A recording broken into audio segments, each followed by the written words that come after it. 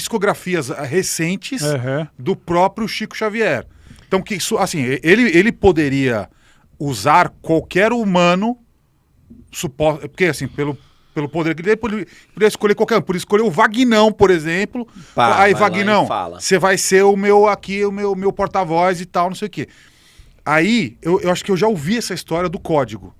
Então, isso que eu queria entender. Já tentaram psicografar o Chico Xavier, mas o código não apareceu nessa psicografia, ou ainda não tentaram, ou tentaram e psicografaram e o código estava lá. Ou quem sabe o código já morreu. Cara, quem sabe o código tá morrendo, né? Porque... Aí ele tem que passar, né? Igual sabe, o segredo da Coca-Cola, tem que passar. Quem sabe estaria morrendo, mas que até onde eu sei, não há validação de qualquer psicofonia ou psicografia em nome de Chico Xavier. Não há tudo qualquer fake validação. até agora. Até agora não há... Porque, cara... Eu fico assim, né? Eu tenho até medo de psicofonia. Por exemplo, sei lá, eu fiz clown, por exemplo, 2 anos. O quê? Clown. Eu fiz palhaço. escola de clown, de palhaço. Escola de clown. Eu visitava hospital tal. Então, legal. Cara, eu manjo de improviso, manjo de imitação. Sim. Mais 5 minutos que quiser, eu vou estar imitando ele. Entendeu? Então, para que eu faça aqui... uma voz, quer dizer, eu posso fantasiar que estou recebendo porque admiro muito o Chico. Mas não tem o código códigozinho lá. E aí, o código do Chico. O que eu quero com isso, percebe? Porque o nome do Chico Xavier, ele é um nome muito forte, vamos dizer assim, é um puta de um trend, de um hashtag que, vamos falar de Chico Xavier. Porra, vai ter gente vendo. Porque é curioso, porque ele é instigante. Porque ele era legal, foda, ponto. O cara era foda. Eu tô falando que ele deixou essa senha com 2 pessoas que poderiam confirmar qualquer psicografia. Pois é, mas não houve confirmação. Não houve confirmação. Aí uma pergunta para, assim, uma opinião sua. Porque em tese, o que circula é que ele trabalharia espiritualmente, especificamente a psicografia, com o Emmanuel reencarnado. Só que ninguém sabe quem é o Emmanuel reencarnado. E nem o próprio esse Emmanuel. cara não vai ter uma vida se o Mago sai no Fantástico ou no YouTube, sei lá, o Fantástico já tá indo pro buraco. Esse acabou a vida do cara, vai ter repórter em cima dele, vai ter que ficar quieto. Mas nem tem, acho que nem tem essa pegada toda. Porque, vamos pensar, se ele tiver reencarnado em 2000, ele vai fazer 22 anos agora. Então... vai. Jovem. Cara, mas tá bom. Já ele pode ser um youtuber, gente. Ele pode estar no YouTube. Um TikToker. Pode ser um youtuber. Pode ser um TikToker, exatamente. Ou pode ser um puta nerd que ninguém conhece, que vai fazer sabe uma as puta coisas dentro de um diferença. porão e vai descobrir uns negócios muito loucos. Não, mas assim, o que você atribui o fato, qual a possibilidade que você imagina que exista, ou qual a resposta, por que ele continua em silêncio após todos esses anos? Puta, boa pergunta. Cara, eu não acredito que ele esteja em silêncio. Você tá trabalhando... Ele tá falando com você no WhatsApp, mas assim... Cara, vou contar uma pessoal que, bom, tá no nosso livro Data Limite. Cara, quando a gente tava editando o documentário, a gente tava trabalhando uma média de 12 horas por dia, assim, tava insano, e paramos toda a nossa vida para editar e corte. O Fábio é um cara muito técnico, meticuloso, a qualidade tinha que tal, o nível de volume e tal, a gente revisou muitas vezes o documentário. Quando terminou, já tava, imagina, repetindo o documentário de cor e salteado. Eu cheguei em casa uma noite, tipo, sei lá, meia-noite, assim, quebrado, tinha saído 7 horas da manhã, semana toda de edição, caí na minha cama. E naquela noite tive uma experiência, cara, que foi meio horrorosa, assim, porque eu tive uma paralisia do sono. O meu corpo estava completamente paralisado, eu não conseguia me mexer e de repente estava me vendo fora do meu corpo, vendo pessoas no meu quarto e comecei a gritar e etc. Então, foi meio louco, assim. Foi uma experiência muito, muito louca. Eu voltei a dormir. Quando eu voltei a dormir, cara, eu dei um puta de um solavanco, porque eu escutei nitidamente, com o ouvido físico, a voz dele do lado do meu criado mudo, falando simplesmente, Juliano. Ô Juliano, com aquele jeitinho dele. Ô Juliano, E eu dei um puta de um pulo, quase derrubei minha mulher na época da cama. Falei, porra, tem alguém no quarto e tal, e aquela coisa. Depois eu parei e falei, cara, eu tô ficando louco, eu já tô ouvindo a voz do Chico. Mas foi um fenômeno que eu nunca consegui, foi uma experiência que eu nunca consegui explicar.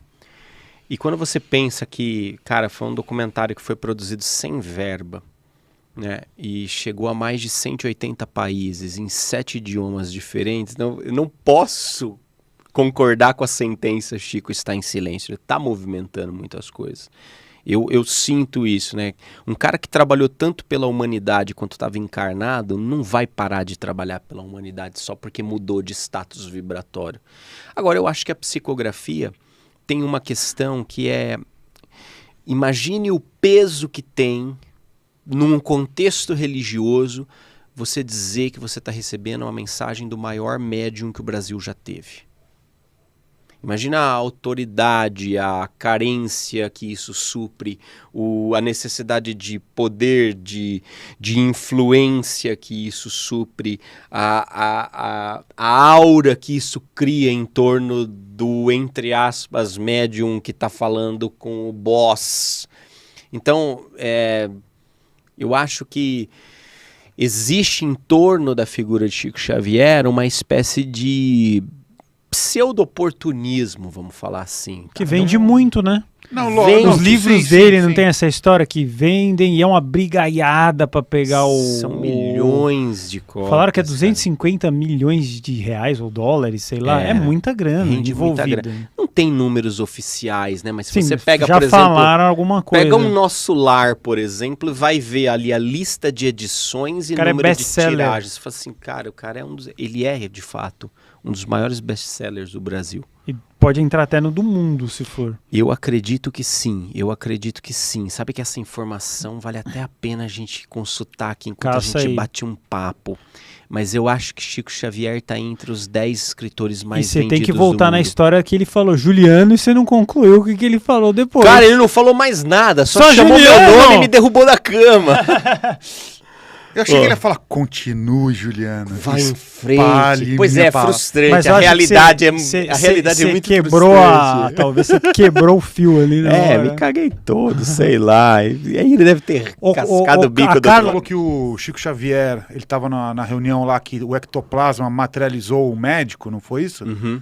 Qual foi o médico que materializou? No caso, o médico que usava o pseudônimo de André Luiz, que hoje sabe-se que é o Carlos Chagas. Uma interessante para você, também rola uma história, que eu não sei se fala no data, é alguma coisa envolvendo o Chico Xavier que eu li aí. Mas eu fiquei interessado de fazer uma reunião com você, viu? Pode fazer. Depois Pode fazer. Quem sabe ela materializa o Chico Xavier? Cara, eu acho que essa é uma das coisas mais fantásticas. Ela veio aqui assistir por você, então quem sabe já rolou Cara, tamo junto então. Tamo junto, vamos fazer... Falam muito, eu vi isso em algum lugar, não vou me recordar onde, que o Chico Xavier teria, você que estudou tudo vai saber se é verdade ou Estudei se é um tudo, fato. Mas eu li pelo menos uns 12 livros de biografia dele, eu li. Álcool em gel, 99,8, não mata tudo, mas mata quase tudo. Que as pessoas iriam vir pro Brasil, porque o Brasil era um lugar seguro, porque o hemisfério norte iria congelar. E tem uma história que todo mundo, 60% da população brasileira quer morar na Espanha, nos Estados Unidos, porque o Brasil tá passando por uns problemas que é só se abrir a janela que você vai ver. A gente não vai entrar no mérito político, porque é chato pra caçamba. Uhum.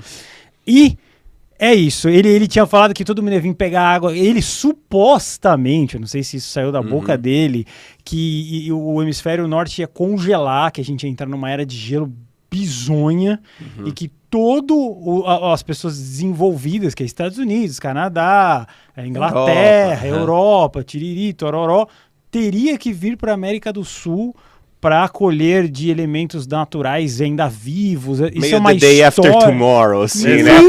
Isso!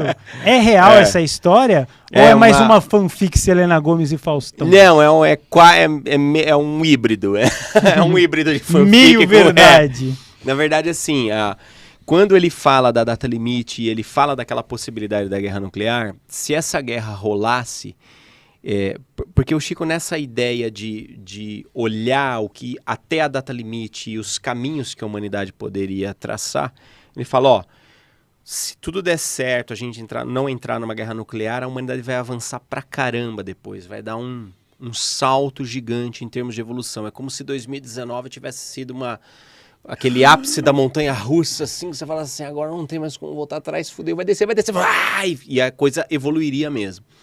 Só que ele conseguia ver, vamos dizer assim, o caminho paralelo, tá? Se não rolar, se rolar a guerra, se acontecer.